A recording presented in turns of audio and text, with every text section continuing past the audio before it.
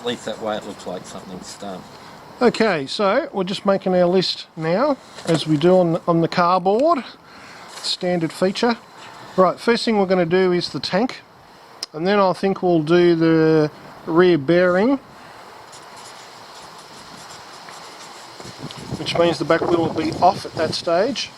Then after that, Mark, I think we'll do the new front cog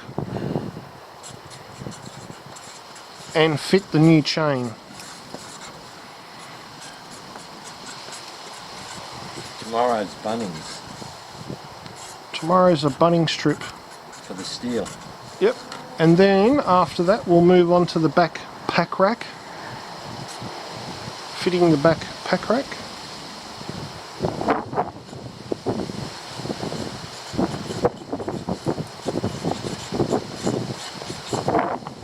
And then getting the steel to make up the new side pannier supports.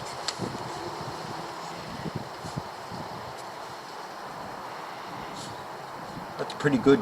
And I'm pretty sure that's about all we need to do at this stage.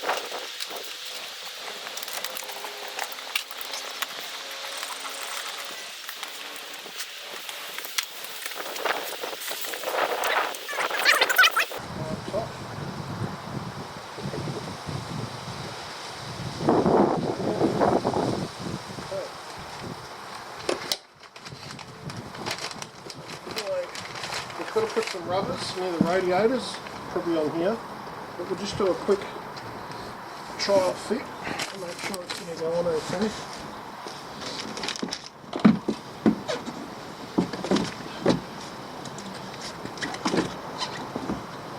So everything's sliding and clicking in the right motion.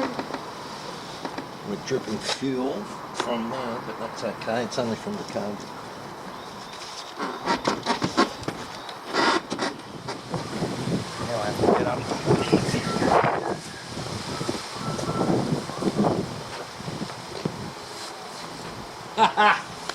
Look at that. Turns it into a giant, doesn't it? Oh!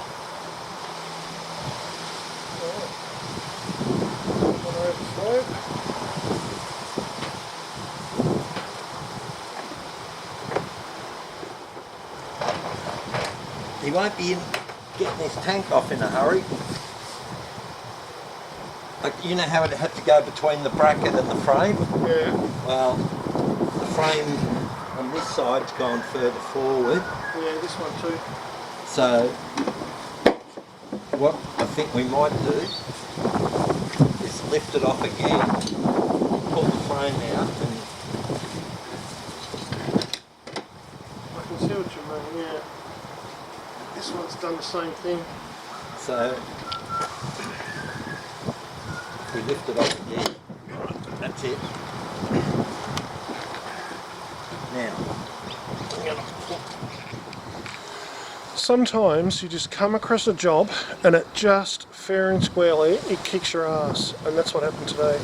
Mark and I struggled and struggled. It's just 2 bolts for this tank. Anyway, we eventually got them on without damaging anything, just keeping it cool and doing the right thing. So here it is. And the 2 bolts, well, there's one in there, right, and obviously one on the other side, and that's why this tank has this little cutout here. It's simply to allow you to get the 2 bolts. Alright, anyway, we eventually got there, and there's the tank fitted. We made sure, I don't know if we're going to be able to get in there, but there's rubbers up in here that run all the way down there to pinch that tank. Same on this side, tucked right up to the top and all the way down to the bottom. So, what does it say? As far as fitting a tank, it would definitely be the hardest one I've ever had to do. And it's only 2 bolts. I can quickly show you under here. Guys that own these things know. But the other bracket, there's a little bracket here, which is a rubber one, which clips under there, puts it on there, just tightens it up so you can unhook it. So there we go. One 400 tank. So one job out of, how many we got? 1, 2, 3, 4, 5. One job out of 5. So, but a lot of the other stuff will be a lot smoother to get done. Touch wood. Alright guys, we'll move on to the next job.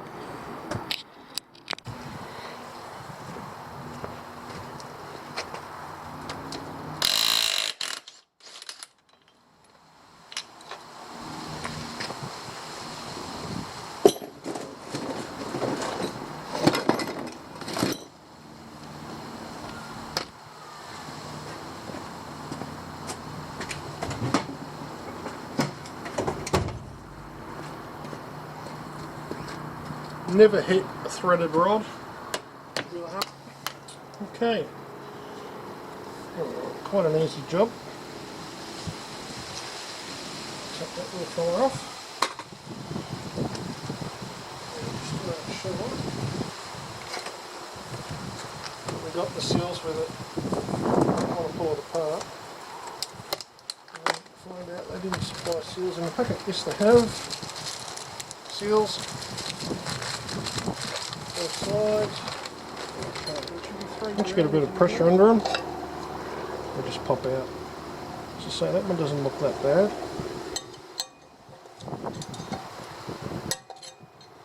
Okay. Check the other side out. Because I'm not having to reuse it, I don't care really how they come out.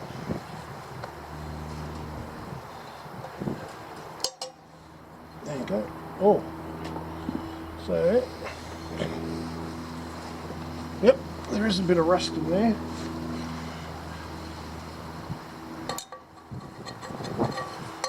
Which is probably a good idea that Lucas decided to change the bearings, even though they're a sealed bearing.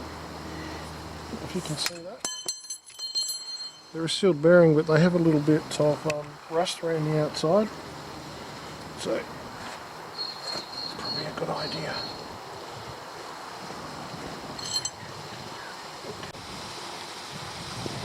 So I've sprayed some Pannier WD-40 on it, which will help loosen the bearing a little bit in the carrier there, and if I have to I'll heat it up a bit so it should drop out.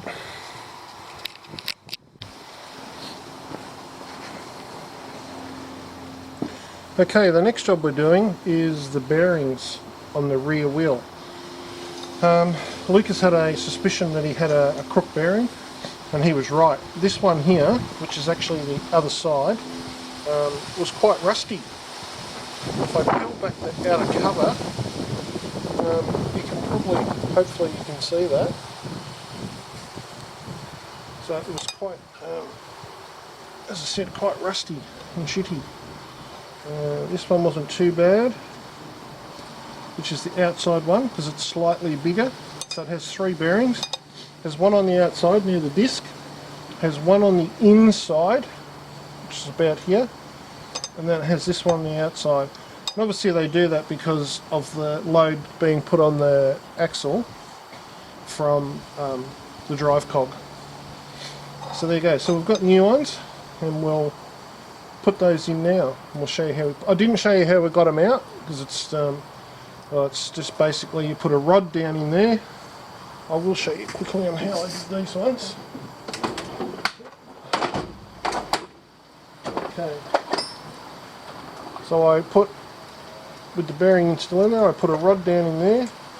I find the edge of the bearing down in there, and then whack it, move it across, whack it, and then eventually it'll pop out. And then when I spin it around the other way, I take the, there's a shaft that runs in there, The bearing sit up against it. So once you get the one side out, you flip it out, that'll just fall out. And then you just use like a socket.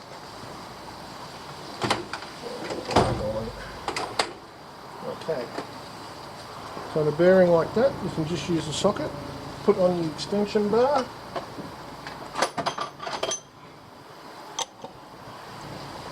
Hit it with a soft-ended hammer, and it will they will pop out quite easy. All right, so I'll get ready to put the new ones in. Okay, so Lucas has just put the new bearings in. These are the new dust seals, and then we copper grease that. You can use any grease, but copper grease is a good one that we use. So then when you shove, you're just flexing up that now, getting it all nice and lubricated. So give us one of those.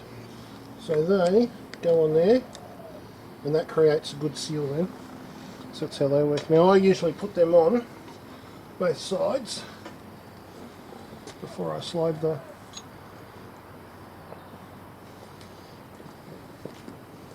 sitting there.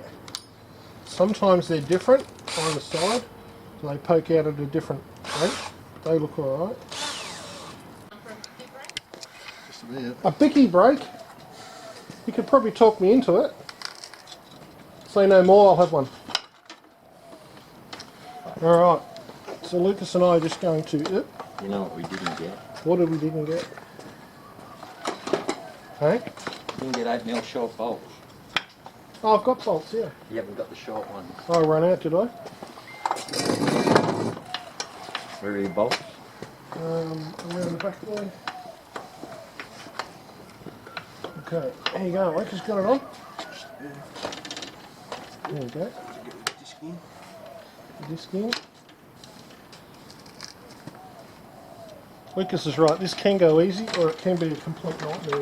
Whoa, hang on, hang on.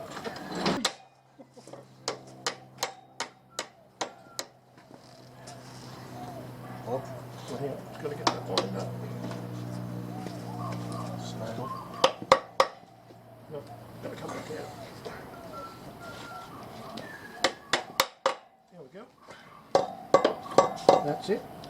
Try and circle the smallest. Okay, so Mark's just going to put the rear pack rack back on so we can get an idea of where we need to make adjustments and put straps on it.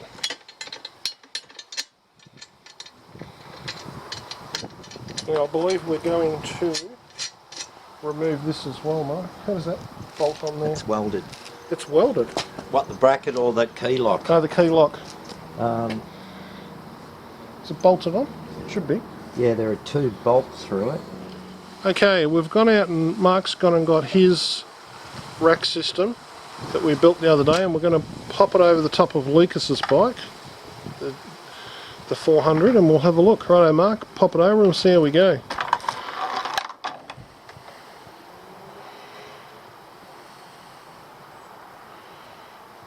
Pretty good. Better than that. Better than good? Better than good. Well, there you go. So we pretty much know how to build it now because we've already done one. And we know that we normally sit, Oh, well forward. you know, about here. So that part of there is usually a dead part of the seat that we're not using.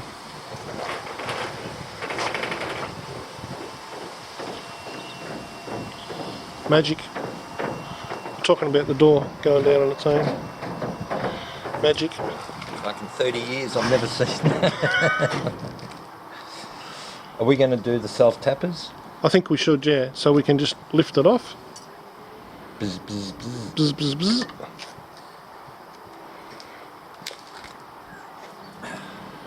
Alright, so what Mark's done then, he's just marked up the rack with a series of points, which we will drill out, and we've got a, it's like a rivet, it ends up looking like that. It's a rivet that goes in that leaves a thread behind, which means we can do the same thing as we do to that one, Show them my mind. which is screw them up and down whenever we feel like it. So we'll get onto that. You still can't find tools, Mark? Alright. Oh. So Mark's just centre punching them, so when we open them up, the drill doesn't wander around.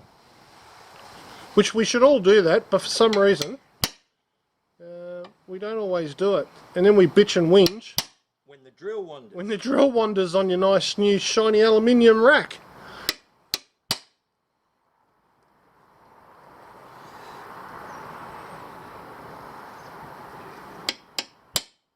Alright, well I'll go and get the tool that we need to make that all happen, and then I'll show you what we're actually going to use, the tool itself.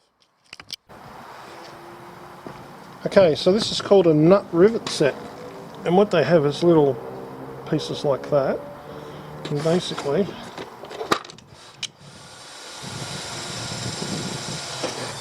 they go that way, it ends up going on there like that, and you just spread them. Actually, that goes the other way. You wind it on there, pull them down, and that will squash. You have the metal against there obviously, and that will squash it, and it gives you a threaded style nut, threaded style hole, which you can then put your own bolt in. So these ones here are 8mm, which is what we use on the rack. Mark's just pre-drilling them now, so then I can go and fit them in.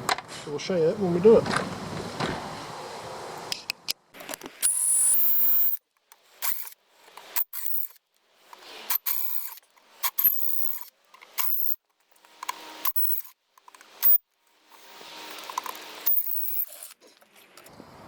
Alright, I like these are just still a tiny bit small, so we'll get the stepper. 10.5, or you want the stepper? We'll probably go 10.5, Mark. We'll try that.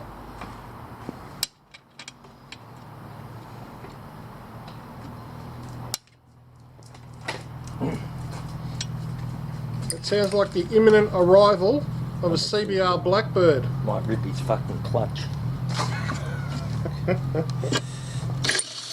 Try that. Where are you? Which one?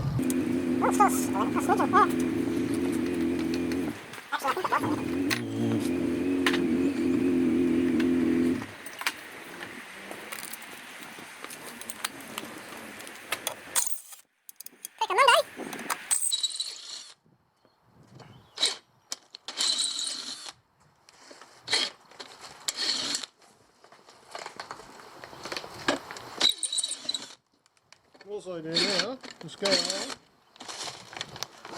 and drop those in. You know why? Because it's hitting the bottom. You won't have to go through that. Yeah. Shit. Oh, Let's frame. it's going to be in the way. Yep. Okay, so that one we can. Yeah, see the frame? Okay. So we'll try and not hit that one. We'll just push down, and when it pulls back, it'll clear the frame.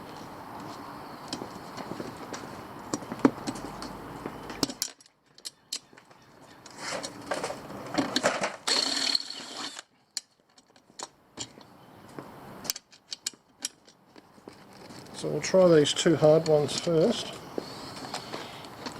Hey. G'day. Hey, here he is, the owner of the said motorcycle. That'd be me. How are you going? Got some good news and bad news. Nice jacket. Thanks. Yep. Bad news is not done yet. Can't take it home. Well, that's the good news. Good news is we're pulling the tank off and you're having a crack at putting it in. What are you doing, Dad? What have you done? Can you get the things to get that off again? The wheel bearings? Check out your wheel bearings. Really? Yeah.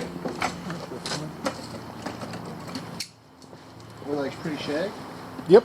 One was really bad, it was rusty. What's wrong with the ID? Loosening or tightening it? Loosing. Lefty loosey. Well, I didn't know. Can't you see the difference? Inside.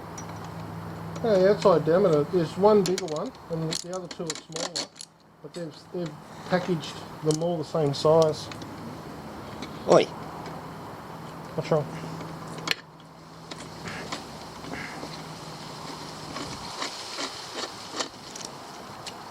Yep, nice and tight, or as we like to call it, schneisen tight.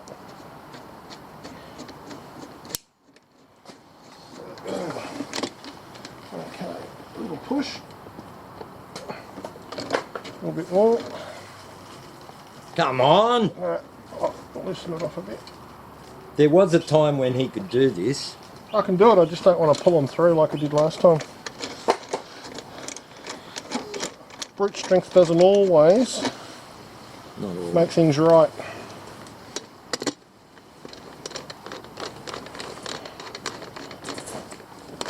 Don't bring me bike here. There's enough room to get it through. Well, we got ours all through.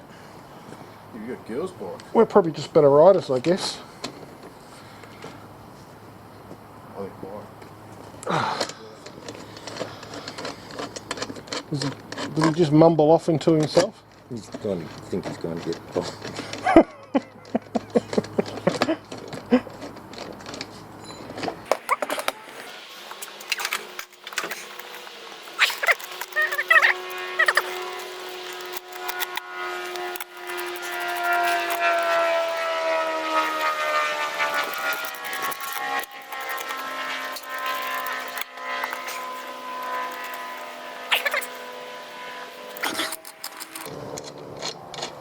There must be an electronic machine that can do that for us.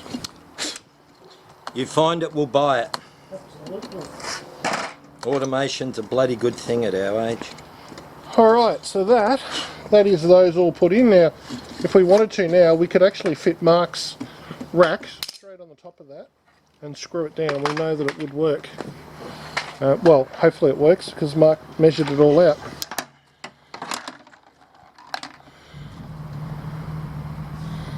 Will the whole slot still line up, Mark? Oh, 5 out of 6 are spot on.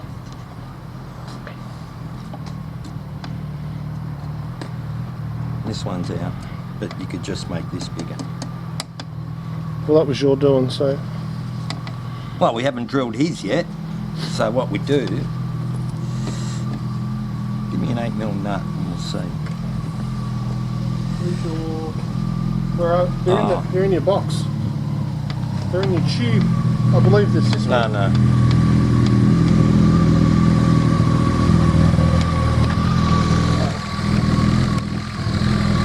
Yeah, he found a way to get through the impossible gap. Yeah.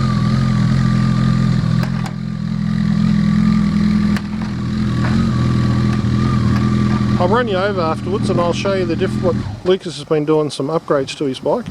I'll show you what he's done, but we'll get onto that in a minute. Okay, Mark and I are, this is how we measure up the spacings to get them all right. Sorry, I'll get that pen for you, mate. I'm having trouble concentrating because Trish is inside cooking bickies and the smell's very distracting. Alright, so we've got 74mm.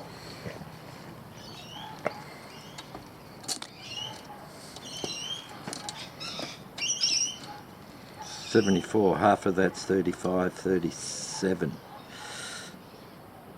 So there's the center line.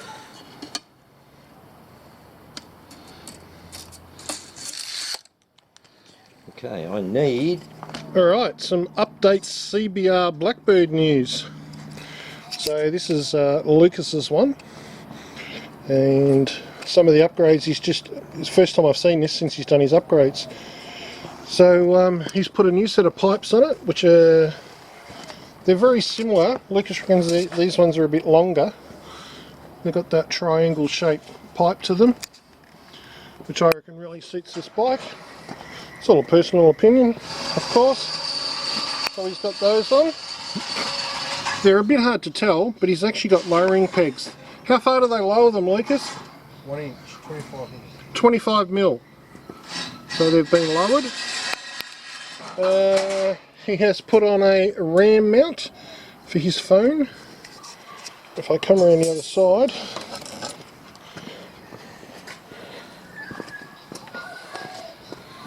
he has fitted an Oxford hand grips, heated hand grips, which are really nice on a cold day because I've got them myself. Is that all you've done, Luke? Oh no, what am I talking about? He's put the back pack rack on, which is sort of a, if you're going to tour a big blackbird, sort of a standard feature. You need to have a pack rack. 12 volts. And he's gone for the good one. I don't reckon you can go far past the Ventura bags. They're pretty good, and their pack rack is also what I reckon is a really good pack rack. He has also, this might be, sorry for the background noise there, Mark's drilling away. He has also fitted, which I think he's done quite a neat job here. If you can see in there, just under here, he's fitted a 12 volt socket. So to charge your phone and so forth, whatever you want to do, GoPros, whatever you need. And I think that's one that I really like. I reckon it's a really neat little job, that. So yeah, I might copy that one. So there you go.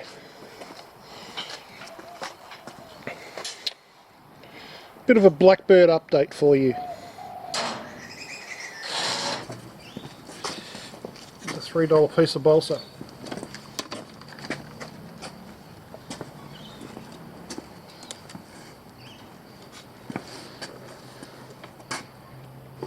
What you looking for, Luke? The other one. Space. That's on the thing. It's on the shaft.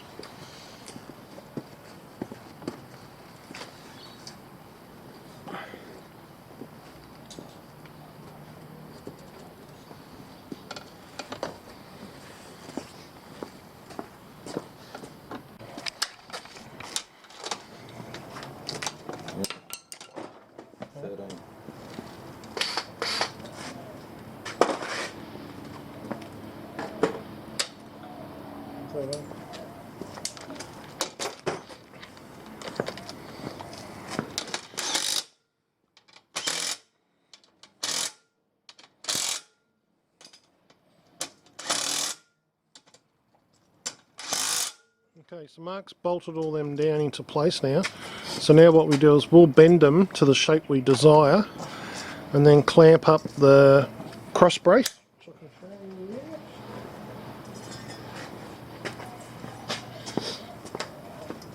So what we'll do now is we'll clamp on a cross brace like that.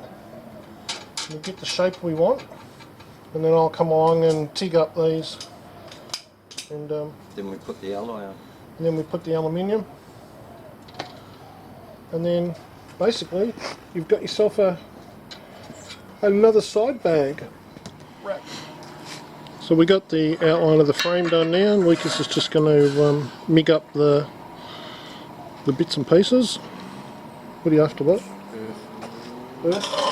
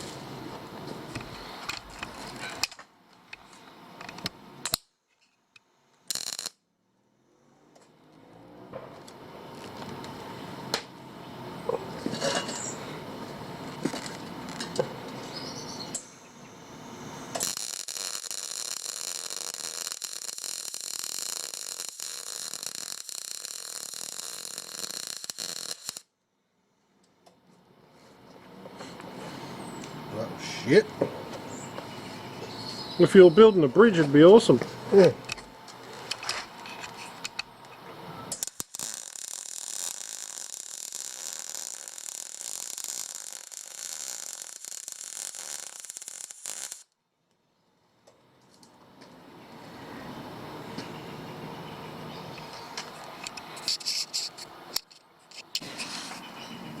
Welding's one of those things that we can all do it. Lucas has been able to weld before he got puberty. But if you don't do it every day, you're never ever going to get like a 10 out of 10 weld. So don't expect it. If you're just a weekend welder like we are, don't expect to get a great weld. Lucas has probably done 1, 2, 3, 4, about 12 or 13 welds there, and you'll probably find that 3 or 4 of them look really, really good. That's just how we are, because we're not great. The others are fine, they're just not aesthetically pleasing like the rest of them. So anyway, that's enough about welding. We know how to do it. It works.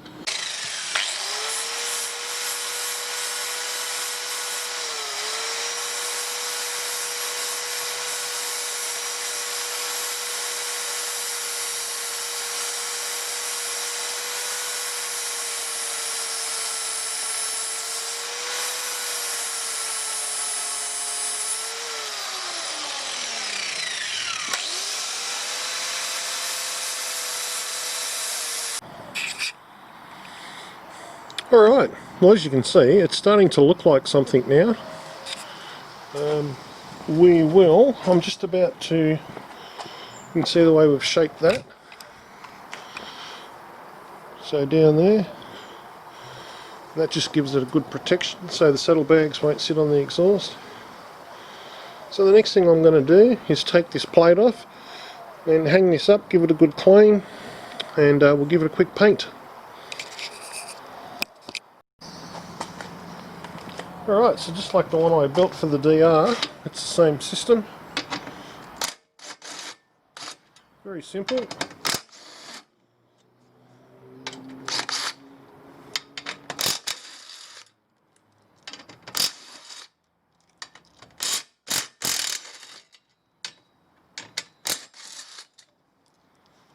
we go. And that lets you take the whole thing off in one shot. It's just like anything that you're going to paint. This is just raw thinners on a rag. You just need to give it a really good rub down, because most steel that's provided to shops, they spray oil on them just to look after them while they're, waiting to be bought. So paint doesn't like oil; it's a natural enemy. So just give them a really good rub down.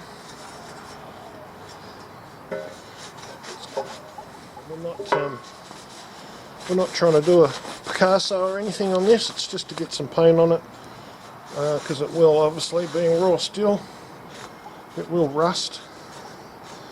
And if you're going to do a job, you might as well try and do it a little bit nice, hey? Okay, I'm just using a high temp paint. It's an aluminium colour. The only reason I use it is because it's got ceramic in it, which makes it a little bit more hard wearing. These two are just both aluminium. Just got 2 cans in case I run out.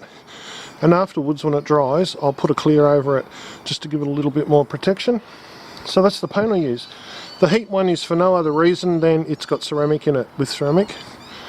So that's what I'm doing that for. Okay, let's give it a paint. Because it's only about 15 degrees Celsius at the moment. We're still in the middle of winter in Australia, or in Victoria. I give them a bit of a heat. So I just run a bit of heat over it. Paint.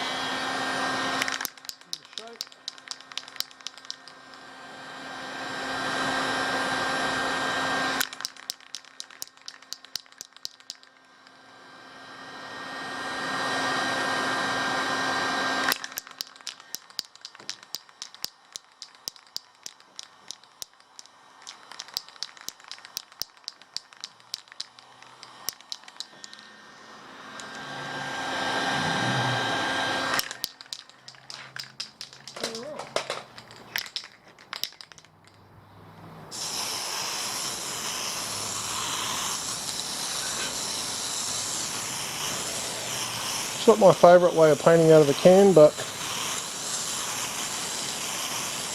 to set up all the stuff you'd need to get out of my gun, it's just as easy to do this today.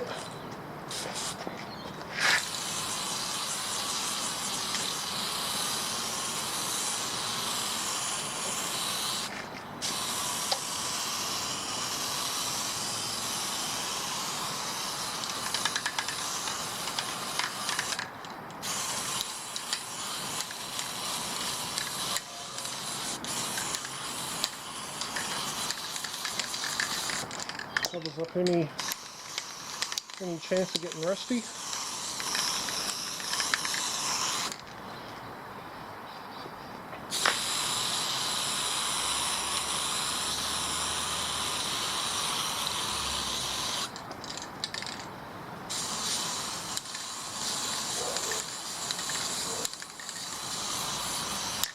Alright, that's all we need for paint. So we'll give it another warm up. Helps the ceramic a bit as well. And a lot less chance of a run. Okay, if you have a look here, you can see obviously there's a blue line, that's the piece I want. And I've put steel here. That's how I can run the plasma cutter up along the side of it as a guide, and a guide down there. You can also see I've left a little gap both sides. That's because the plasma cutter, you can't bring it right up to the edge and cut on the line, so you got to put the edge back a bit, and that'll put you on top of the line or very close to it. It's not, you're always better to go a little bit further out, because you can always sand back or grind back to get to the line if you need it exact, or in my case I just need to make a smooth edge again. Alright. Hey guys, back at it again. So today I'm trying to finish off the wiring for the indicators. I bought some indicators the other day. Now these are little snazzy ones. So they're only little. They fit underneath, but they're really good because they can seal really well underneath, and they still give a really good indication, and they're the same as what's on Mark's bike. So we're going to go ahead. I've got the wires ready to go, one there and one there, either side, pretty simple. And I'm going to put, I should have some of those, but just a little, they come with a little plug on them, so I should have some of those here. If that doesn't work, I've actually gone and bought proper little plugs. So we'll see how we go. Okay, so as you can see, I've taped that in red tape. Now I've done that on purpose because if this should ever play up, this little indicator here should ever play up, we can go straight to the joint and check that to make sure that it hasn't worn through or whatever the case may be. But a lot of people, or most of us, we hide them. You know, once you wrap them up, you can't tell. And if something goes wrong, you spend hours trying to find the join where it happened. So this way, even though it's all been done properly, you can find it quick and easy if you need to. We haven't hidden it. I'm trying to get that wire to thread up through there, just so I don't have to. Just so I want it to. There's a set of wires under here, and I want to connect the indicator wires to this main loom, so it all stays together. You haven't got one going down, you know, either side, and it just gets a bit messy. That's all I'm trying to do here, without taking anything else apart.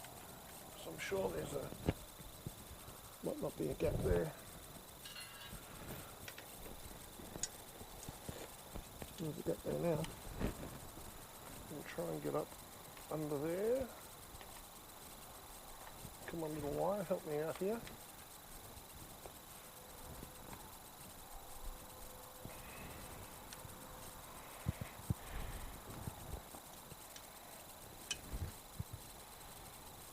Oh, there we go. A little bit more.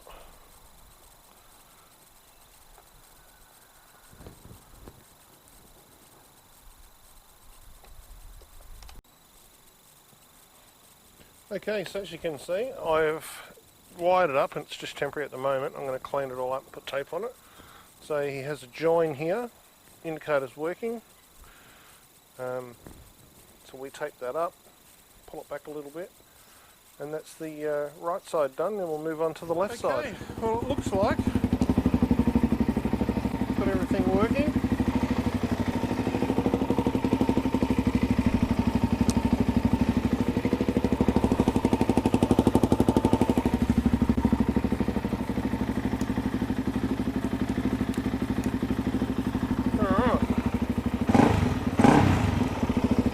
I'm pretty happy so far.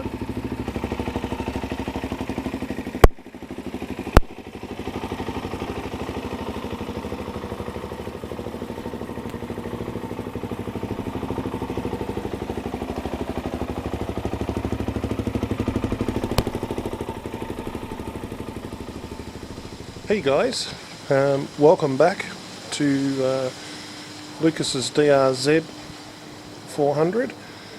Getting it ready for adventure riding. So we've just about finished it now, and we'll have a bit of a walk around, show you what we've done, and if you need to do one for yourself, you'll have a little bit of an idea, and maybe take some of the things that we've done here, put them onto your own thing. Okay, here we go.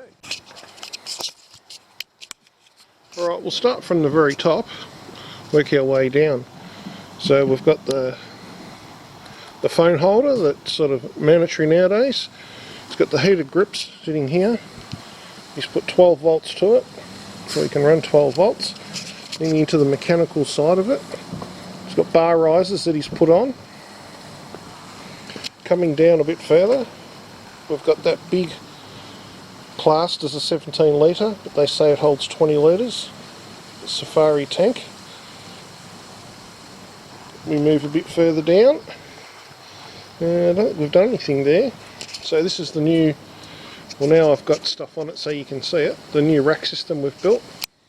It's also built into that is a storage unit, which then when this rack comes off, it comes off with it. He's put more of a sand tyre on it. Coming around this side, again not a lot has changed as far as that goes, it's mainly just the rack on the back. We'll just give you an overview of the whole bike. So that's set up now where he could go out for at least a couple of days, even probably more, 4 or 5 days, and be pretty self-sufficient now. Oh, there's one thing I meant to show you on the back, which we've seen through our build. The little indicators are in there now. There's one there and there's one there. So they're tucked away, they can't get damaged if the bike falls over. If you come off it in sand or whatever. So there we go. I think it's come out quite good for what we've done to it. And hopefully the next time you see it, we'll be on a desert somewhere. Until then, we'll catch you later.